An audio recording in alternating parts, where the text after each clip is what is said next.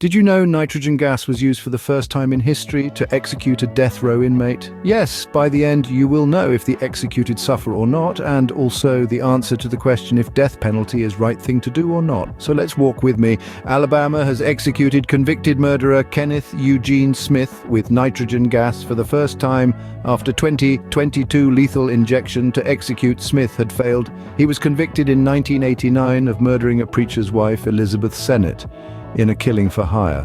After the gas began to flow into his mask, the inmate is said to have smiled, nodded toward his family and signed, "I love you." Witnesses observed 2 to 4 minutes of writhing and about 5 minutes of heavy breathing before he was pronounced dead at 20:25 local time. Alabama Governor Kay Ivey said, "After more than 30 years, and attempt after attempt to game the system, Mr. Smith has answered for his horrendous crimes." Smith was 58. So did McMahon suffer very much during the procedure as the witnesses observed the scene?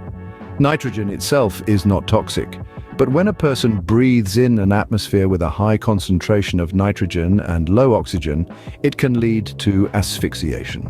The lack of oxygen can cause unconsciousness and eventually death. Proponents argue that nitrogen gas execution may be a more humane method compared to other forms of capital punishment, as it induces unconsciousness without the sensation of suffocation or pain typically associated with other methods. So there is a high possibility that he did not suffer much by initial brain dysfunction due to the lack of oxygen.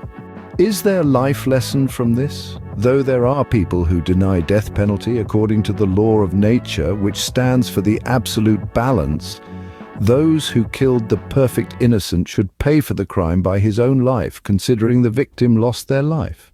And the perpetrator should repent for what they did during that moratorium till their own death, which their victim did not even have.